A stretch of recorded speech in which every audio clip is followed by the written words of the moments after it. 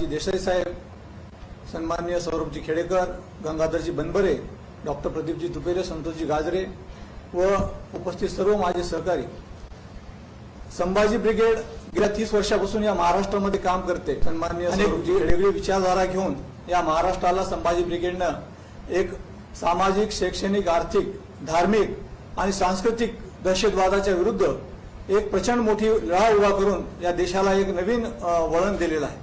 आणि म्हणून राजसत्ता ही सर्वोच्च सत्ता आहे आणि सत्तेशिवाय शहाणपण नाही आपण नेहमीच म्हणतो. आणि म्हणून व्यवस्था परिवर्तन जर करायचं असेल तर आपल्याला सत्तेमध्येच गेलं पाहिजे. ही भूमिका संभाजी ब्रिगेडने घेतली आणि 30 नोव्हेंबर 2016ला संभाजी ब्रिगेडच्या माध्यमातून आम्ही राजकीय पक्ष सुद्धा नोंदणी केलेली आहे. आणि भविष्य काळामध्ये स्थानिक स्वराज्य संस्थांपासून विधानसभा असतील, लोकसभा असतील, सगळ्या निवडणुकांमध्ये संभाजी ब्रिगेडनं निवडणूक लढवावी. तसंच मग निवडणूक लढवत असताना एक समविचारी पक्ष आपल्यासोबत जे असतील त्यांना सोबत घेऊन जावं, ही भूमिका संभाजी ब्रिगेडची सातत्याने राहिलेली आहे.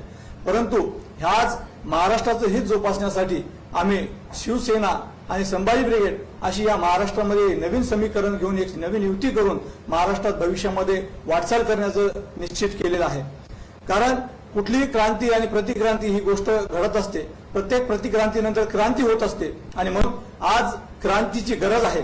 या देशामध्ये जी काही विषमतावादी व्यवस्था निर्माण झालेली आहे आणि जी काही लोकशाही आणि संविधान धोक्यात आलेलं आहे त्याला जर सुरक्षित करायचं असेल, त्याला जर संरक्षण द्यायचं असेल तर पुरोगामी संघटनांनी एकत्र येऊन या पक्षांच्या सहकार्य करावं. आणि म्हणून संभाजी ब्रिगेड सारख्या पुरोगामी पक्ष आणि शिवसेना या पुरोगामी पक्षांनी आणि इतर सामाजिक संघटना ज्या कोणी असतील त्यांना सुद्धा आम्ही या पद्धतीनं नम्र आवाहन करत असतो की त्यांनी ही लोकशाही आणि संविधान टिकविण्यासाठी सर्व लोकांनी एकत्रित येऊन या पक्षांच्या पाठीशी राहून एक नवी आघाडी उभी करून भविष्यामध्ये राजकीय वाटचाल सुरू करावी असं या प्रसंगी आम्ही ठरवलेलं आहे. आणि भविष्य काळामध्ये संभाजी ब्रिगेड आणि शिवसेना ही युती म्हणून एक या महाराष्ट्रामध्ये काम करेल आणि स्थानिक स्वराज्य संस्थांमधून सर्व निवडणुकांमध्ये आम्ही शिवसेनेसोबत सहभागी राहू. एवढं मी या प्रसंगी बोलतो. जय जय, धन्यवाद.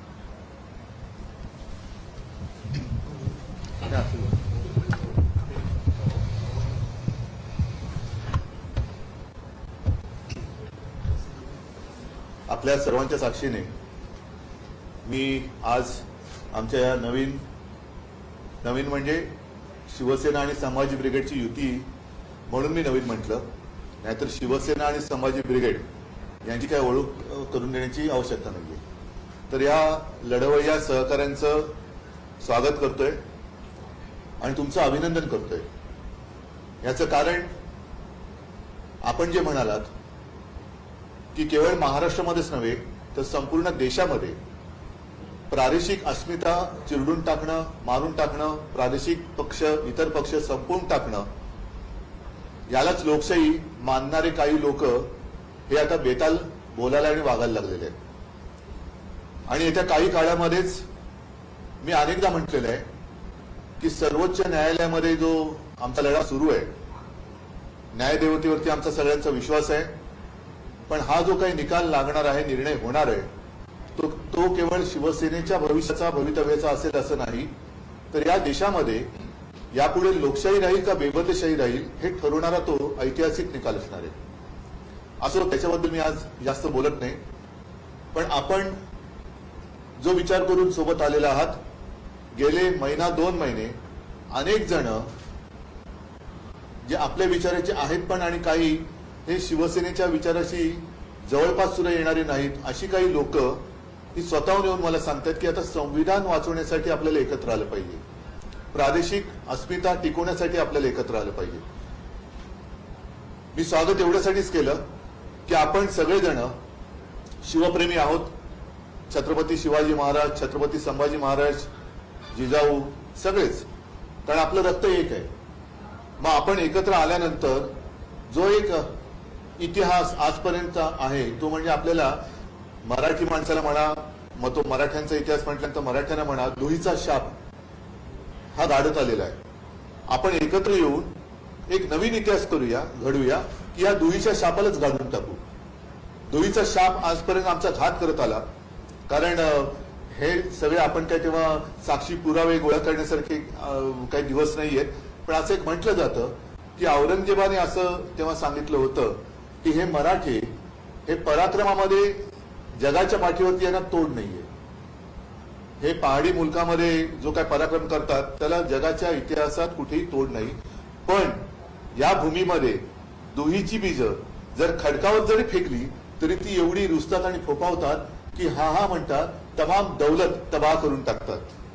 म्हणजे हे आपल्या शत्रूला सुद्धा कळलं होतं, पण ते आपल्याला आजपर्यंत कळलं नव्हतं असं म्हणणं नाही, पण कळलं तरी वळणार कसं, तर ते तुम्ही वळवताय.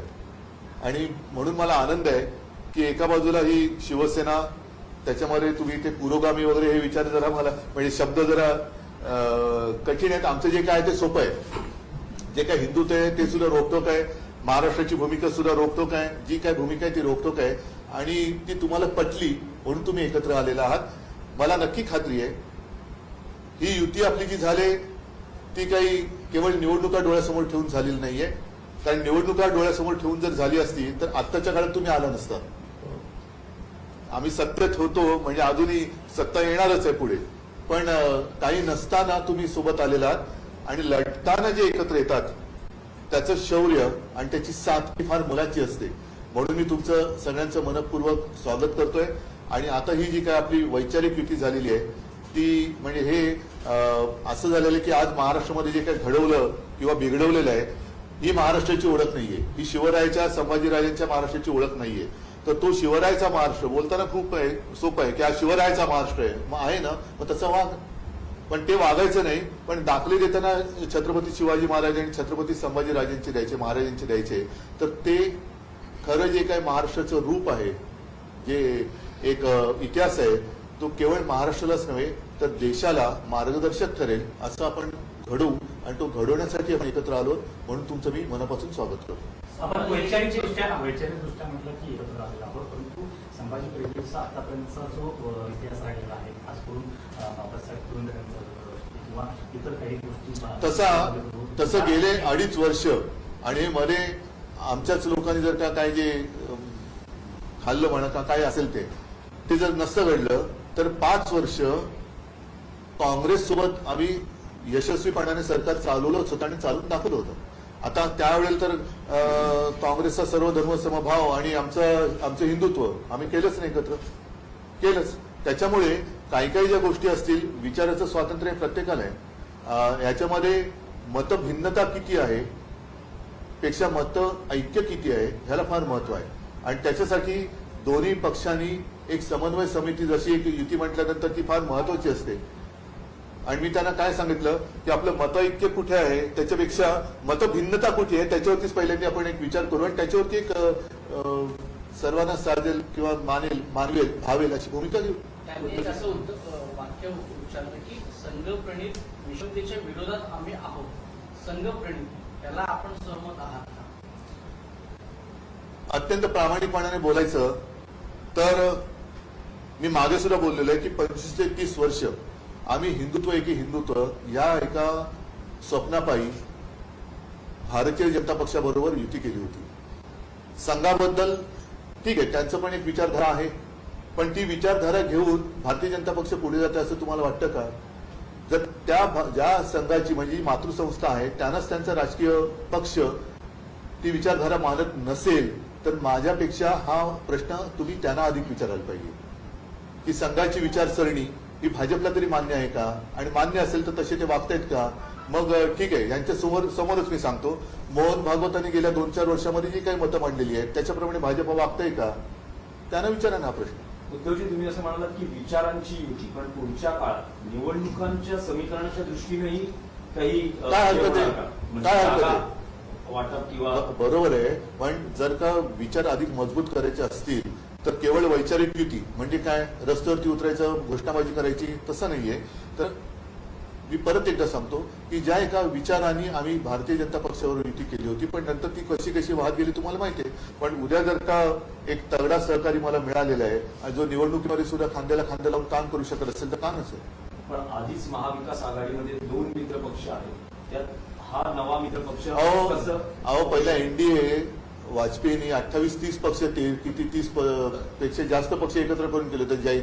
जयललिता, ममता, समता आम्ही सगळेच होते.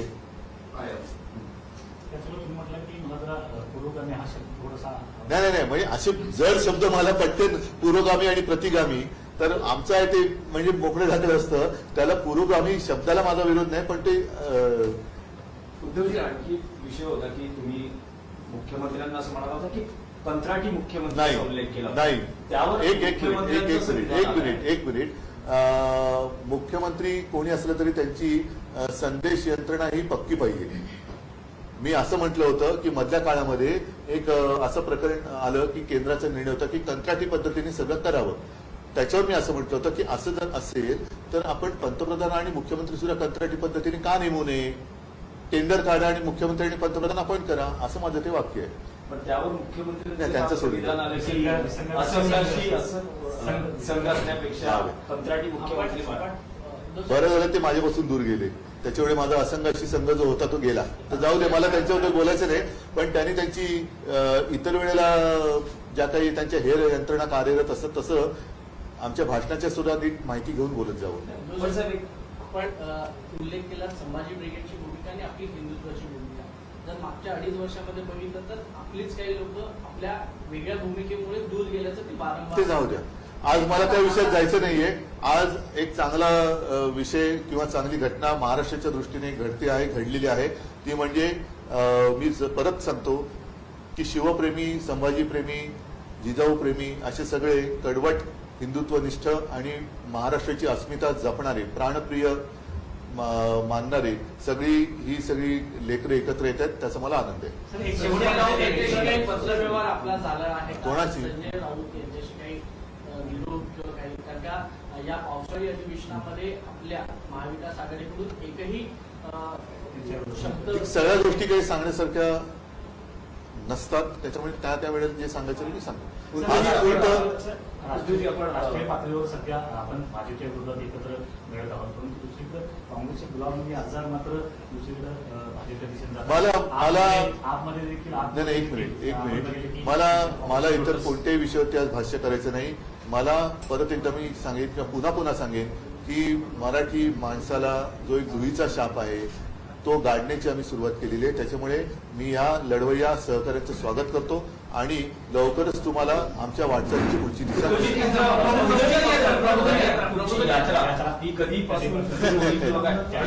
त्याच्याबद्दल थोडं ऐका बरं झालं तुम्ही विषय काढला. कारण माझी यात्रा म्हणा, दौरा म्हणा, आता मी महाराष्ट्रात फिरणार म्हणजे माझ्या घरातच फिरणार आहे. त्याच्यामुळे मी असं ठरवलेलं आहे की एक पहिल्यांदी माझ्या जे आता तुम्ही बघत असाल की तूर्त जरा मी इथली गर्दी थोडी कमी केलेली आहे आणि नेमक्या लोकांना मी बोलवतो आहे. ही एक मांडणी मी करतोय, संघटनेची बांधणी पुन्हा करतो आहे आणि ती झाल्यानंतर साहजिकच आहे आता सणवार सुरू होत आहेत. सगळ्या लोकांना 1-2 वर्ष कोरोनाचं संकट जे होतं ते झाल्यानंतर पहिल्या प्रथम मग आपली पंढरपूरची वारी झाली, मग दहीहंडी झाली, गणपती येत आहेत, नवरात्र येत आहेत, मग दसरा येतोय. तर हे थोडंसं बघून शेतकरी सुद्धा त्याच्या कामातनं थोडासा मोकळा होऊ द्या. हे झालं की साधारणतः दसऱ्याच्या अलीकडे पलीकडे मी माझं घर म्हणजे महाराष्ट्र फिरायला आणि लोकांशी बोलायला सुरुवात करणार. महामेळावा देखील काही घेतलाय का? तो पण एक विचार आहे आणि त्याच्यामध्ये मुंबईच्या गटप्रमुखांचा मेळावा आम्ही दरवेळेला घेत असतो. तर तोही आता तो घेतल्यानंतर एक 8-15 दिवसामध्येच दसरा मेळावा येतोय. म्हणून हे सगळं थोडंसं मी समीकरण जुळवतोय. तूर्त जसं आता मी माझ्या समोर संभाजी ब्रिगेडची सगळी मोडकी लोक आहेत, प्रमुख आहेत, अध्यक्ष आहेत, सगळे आहेत. असेच काही लोक आता गेल्या आठवड्यामध्ये जोगेंद्र कवाडे भेटून गेले. अशी लोक येत आहेत, ते काही विचारांनी जुळत आहेत, सोबत येत आहेत. तर ते माझं काम सुरू आहे. राष्ट्रीय राजकारणातला विषय आहे की एकूण युपीए मध्ये अजून शिवसेनेचा समावेश झालेला नाही तरी नितीश कुमार म्हणजे जे बिहारमधलं राजकारण बदललंय, नितीश कुमार हे पंतप्रधान पदासाठी विरोधी पक्षाचा चेहरा असू शकतात. ह्याबद्दल मी आता कोणतेही भाष्य करणार नाही की जेणेकरून एकूणच पुढच्या वाटचालीला कुठे दगाफटा होऊ शकेल. म्हणून आमची बोलणी सुरू आहेत. सगळे मिळून एकत्र येऊ तेव्हा याच्याबद्दलचं धोरण जाहीर करू. धन्यवाद सगळ्यांना. जय हिंद, जय महाराष्ट्र.